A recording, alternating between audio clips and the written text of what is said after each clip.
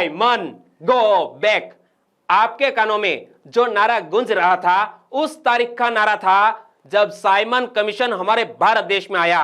तारीख थी 3 फरवरी 1928। नोट कर लीजिए, तारीख थी 3 फरवरी 1928 जब साइमन कमीशन हमारे भारत देश में आया और भारत देश के लोगों ने हाथ में काले झंडे लेकर विरोध दर्ज किया और नारे लगाए जोर शोर से, Simon go back, Simon go back. तो आज के इस वीडियो में हम दोस्तों इतिहास से रिलेटेड यह महत्वपूर्ण टॉपिक साइमन कमीशन के बारे में बात करने वाले हैं।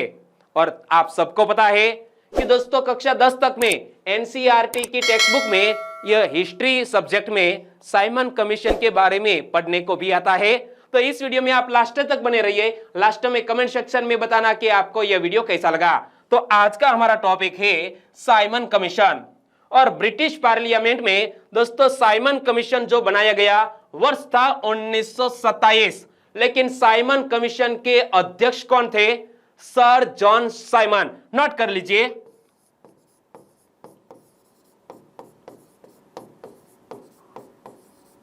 सर जॉन साइमन की अध्यक्षता में बना यह कमीशन हमारे भारत देश में आता है। कब आता है? 3 फरवरी 1928 को। और दोस्तों हमारे भारत देश में इसका जोर शोर से विरोध किया जाता है। हाथ में काले झंडे लेकर दोस्तों जोर शोर से नारे लगाए जाते हैं, साइमन गो बैक। तो ऐसा क्यों? यह कमीशन क्या था? साइमन कमीशन क्या था?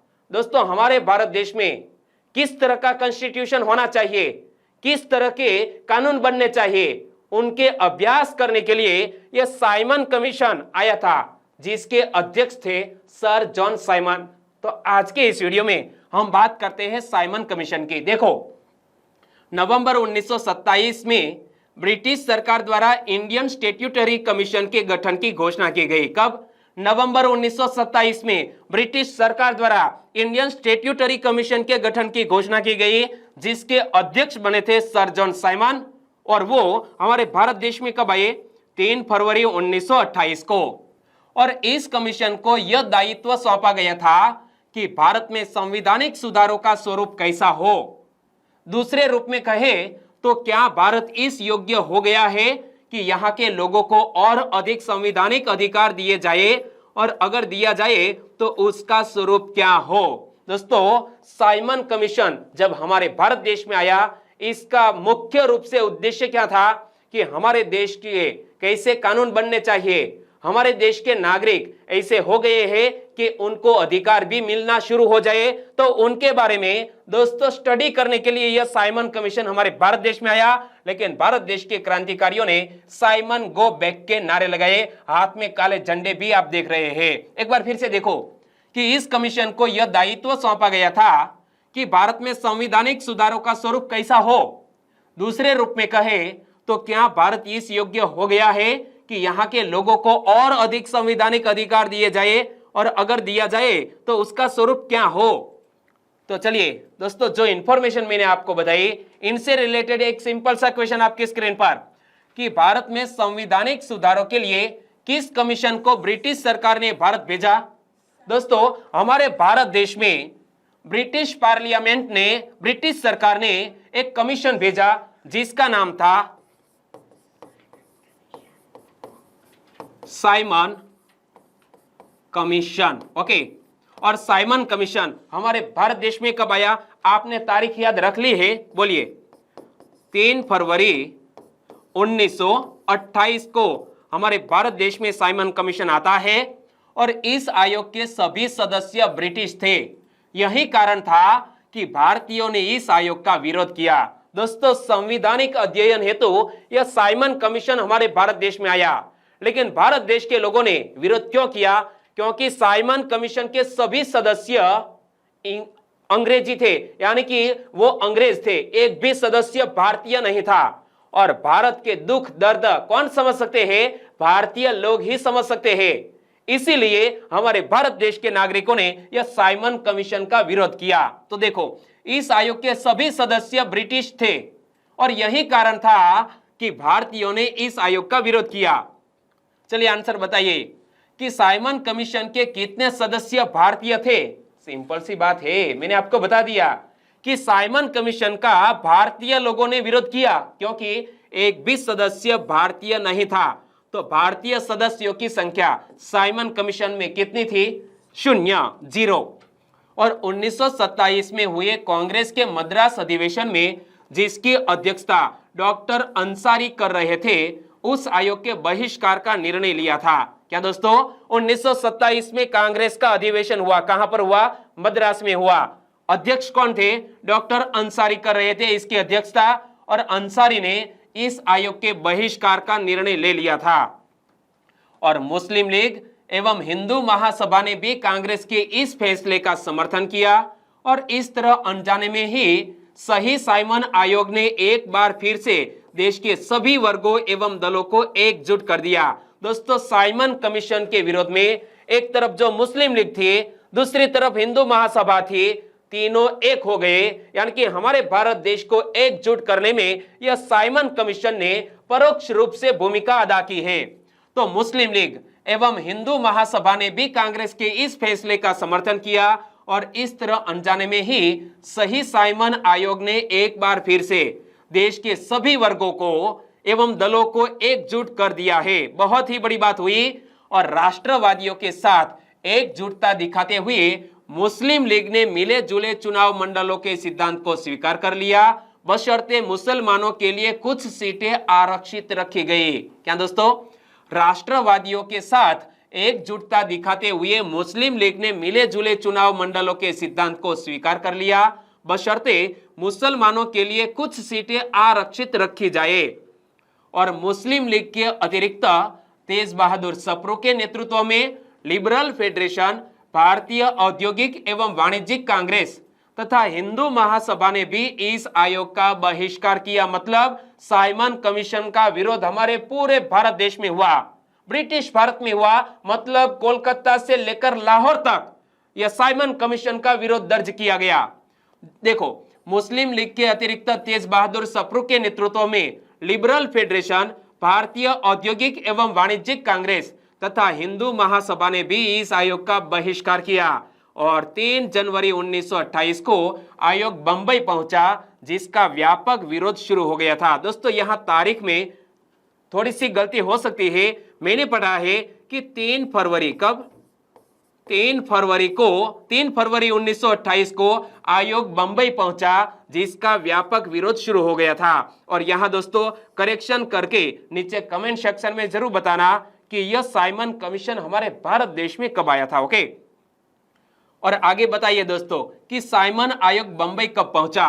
तो यहां पर मैंने आपको बताया 3 जनवरी 1928, लेकिन एक तरफ मैंने हमारे भारत देश के स्वतंत्रता आंदोलन यानी कि इनसे जुड़ी हुई एक अलग से वीडियो प्रोवाइड किया है, जिसमें मैंने 1905 यानी कि जो बंगाल का विभाजन हुआ उनसे लेकर हमारा देश आजाद हुआ तब तक की जो महत्वपूर्ण घटनाएं हैं उनके बारे में मैंने आपको एक वीडियो प्रोवाइड किया है। यह वीडियो आप देख सकते हैं, लेकिन आप सर्च करके मुझे बताना कि साइमन आयोग बंबई कब पहुंचा, 3 जनवरी 1928 को या 3 फरवरी 1928 को। ओके, करेक्शन कर लीजिएगा और नीचे कमेंट सेक्शन में जरूर बताना। लखनऊ में खली कुज्मा के नेतृत्व में पतंगों एवं गुब्बारों पर साइमन वापस जाओ लिखकर आकाश में उड़ाया गया। क्या लखनऊ में भी साइमन कमीशन को लेकर विरोध दर्ज हुआ, लेकिन एक अलग ही तरह विरोध हुआ था। कैसे कि खली कुज्मा के नेतृत्व में पतंगों एवं गुब्बारों पर साइमन वापस जाओ, साइमन गो बैक लिखकर आकाश में उड़ाए गए ये गुब्बारे। साइमन कमीशन के विरोध में क्या नारे लगाए गए, तो यहां इमेज में आप देख सकते हैं। साइमन कमीशन के विरोध में साइमन गो बैक के नारे लगाए गए। क्या? साइमन गो बैक के नारे लगाए गए। और लखनऊ में विरोध प्रदर्शन के दौरान जवाहरलाल नेहरू जी तथा गोविंद वल्लभ पंत को पुलिस ने लाठियों से पीटा। वहीं लाहौर में आयोग का विरोध कर रहे लाला लजपत राय को पुलिस ने बर्बरता पूर्वक पीटा, जिसके कारण उनकी मृत्यु हो गई थी। जी हां दोस्तों, यह साइमन कमीशन के विरोध में लाहौर में हमारे एक क्रांतिकारी ने, नाम क्या है? लाला लजपत राय। लाला लजपत राय ने दोस्तों विरोध किया, लेकिन पुलिस ने बर्बरता पूर्वक हमारे इस क्रांतिकारी को पीटा और दोस्तों अंततः 17 नवंबर 1928 को, कब? 17 नवंबर 1928 को हमारे भारत देश के महान क्रांतिकारी लाला लाजपत राय का निधन हो गया। एक बार फिर से पढ़ो कि लखनऊ में विरोध प्रदर्शन के दौरान जवाहरलाल नेहरू तथा गोविंद वल्लभ पंत को पुलिस ने लाठियों से पीटा। वहीं लाहौर में आयोग का विरोध कर रहे लाला लाजपत राय को पुलिस ने बर्बरतापूर्वक पीटा, जिसके कारण उनकी मृत्यु हो गई थी। तारीख थी 17 नवंबर 1928। चलिए आंसर बताइए कि साइमन कमीशन के विरोध में किस महान क्रांतिकारी का निधन हो गया था? तो मैंने किसका जिक्र किया? लाला लाजपत राय। लाला लाजपत राय हमारे भारत देश के महान क्रांतिकारी का निधन दोस्तों किस घटना में हुआ? तो याद रखना, साइमन कमीशन के विरोध में हमारे भारत देश के महान क्रांतिकारी का निधन हुआ, लाला लाजपत राय का। और सभी महत्वपूर्ण भारतीय नेताओं एवं राजनीतिक दलों ने संवैधानिक सुधारों की एक वैकल्पिक योजना बनाकर साइमन कमीशन की जगह वैकल्पिक आयोग बनाने के लॉर्ड बकेनहेड की चुनौती का जवाब देने का फैसला किया। क्या? सभी महत्वपूर्ण भारतीय नेताओं एवं राजनीतिक दलों ने संवैधानिक सुधारों की एक वैकल्पिक योजना बनाकर यह साइमन कमीशन की जगह वैकल्पिक आयोग बनाने के लॉर्ड बकेनहेड की चुनौती का जवाब देने का फैसला किया। और दोस्तों फरवरी, मई और अगस्त 1928 में सर्वदलीय सम्मेलन का आयोजन किया गया तथा अंतिम रूप से अगस्त 1928 में नेहरू रिपोर्ट सामने आई, जिसमें संवैधानिक सुधारों के लिए एक खाका तैयार किया गया था और जिसके अनुसार एक पूर्ण उत्तरदायी सरकार की व्यवस्था की जानी थी। दोस्तों साइमन कमीशन ने हमारे भारत देश में किस प्रकार का संविधान होना चाहिए उनके लिए एक चुनौती पेश की थी और इस चुनौती को हमारे भारत देश के लोगों ने, हमारे भारत देश के कानूनविदों ने स्वीकार किया और हमने भी हमारा भारत देश का शासन किस तरह के संविधान के तहत चलना चाहिए उनके बारे में एक रिपोर्ट तैयार की। नाम था नेहरू रिपोर्ट। और नेहरू रिपोर्ट तैयार किसने की थी? मोतीलाल नेहरू ने या जवाहरलाल नेहरू ने? नीचे कमेंट सेक्शन में जरूर बताना। और भी एक क्वेश्चन में आपको पूछना चाहूंगा कि मरते वक्त हमारे देश के क्रांतिकारी लाला लाजपत राय ने अंग्रेजों के खिलाफ क्या कथन बोला था? उस कथन को नीचे आप कमेंट सेक्शन में लिखना कि मेरे पर बरसी एक एक लाठी, और बाद में यह दोस्तों सेंटेंस में अधूरा छोड़ रहा हूं आपके लिए। ओके, तो फरवरी, मई तथा अगस्त 1928 में सर्वदलीय सम्मेलन का आयोजन किया गया तथा अंतिम रूप से अगस्त 1928 में नेहरू रिपोर्ट सामने आई, जिसमें संवैधानिक सुधारों के लिए एक खाका तैयार किया गया था, जिसके अनुसार एक पूर्ण उत्तरदायी सरकार की व्यवस्था की जानी थी। चलिए बताइए नेहरू रिपोर्ट कब सामने आई? नेहरू रिपोर्ट कब सामने आई? अगस्त 1928 में नेहरू रिपोर्ट सामने आई। कब? अगस्त 1928 में।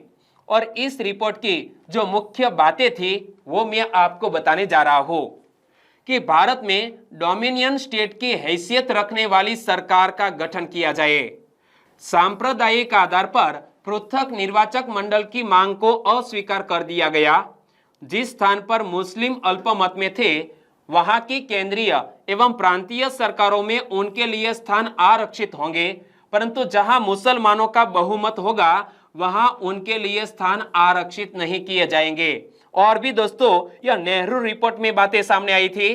कब? यह 1928 अगस्त माह की मैं बात कर रहा हूं कि सभी वयस्कों के लिए मताधिकार की व्यवस्था की गई थी, महिलाओं के लिए समान अधिकार दिए गए थे, यूनियन बनाने की स्वतंत्रता, धर्म का हर प्रकार से राज्य से पृथककरण, नागरिकता को परिभाषित करते हुए सभी को मूल अधिकार दिए जाने का प्रस्ताव किया गया था।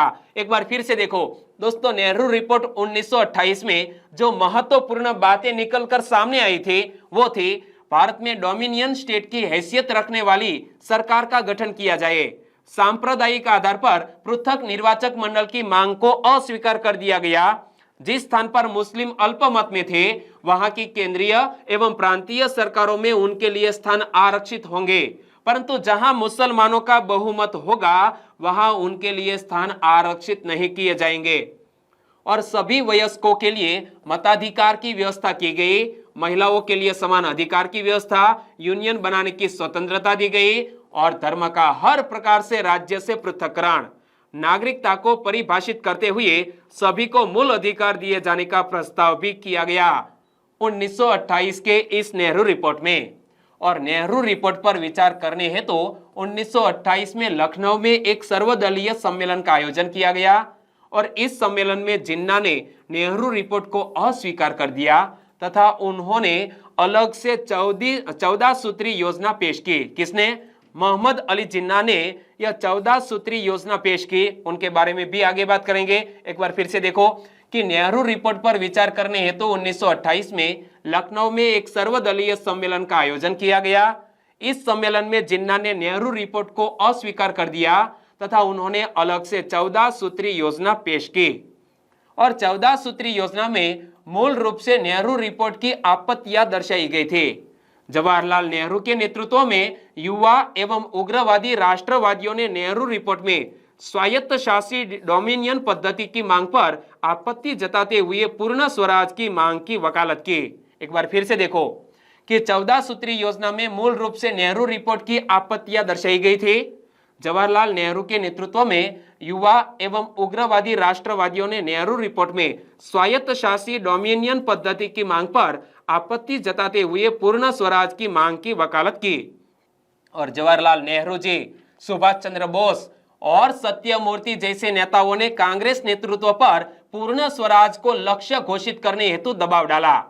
क्या? जवाहरलाल नेहरू जी, सुभाष चंद्र बोस तथा सत्यमूर्ति जैसे नेताओं ने कांग्रेस नेतृत्व पर पूर्ण स्वराज को लक्ष्य घोषित करने हेतु दबाव डाला और 1929 के लाहौर अधिवेशन में जवाहरलाल नेहरू को कांग्रेस का अध्यक्ष नियुक्त किया गया और इसी अधिवेशन में प्रस्ताव पारित कर पूर्ण स्वराज को कांग्रेस का लक्ष्य घोषित किया गया। याद रखना दोस्तों कि 1929 के लाहौर अधिवेशन में जवाहरलाल नेहरू को कांग्रेस का अध्यक्ष नियुक्त किया गया और इसी अधिवेशन में प्रस्ताव पारित कर पूर्ण स्वराज को कांग्रेस का लक्ष्य घोषित किया गया और इसी अधिवेशन में तय हुआ कि हम 26 जनवरी 1930 को, कब? 26 जनवरी 1930 को हम पूर्ण स्वराज दिवस मनाएंगे। क्या? पूर्ण स्वराज दिवस मनाने की भी मांग इसी लाहौर अधिवेशन में हुई थी और 31 दिसंबर को आधी रात के समय रावी नदी के तट पर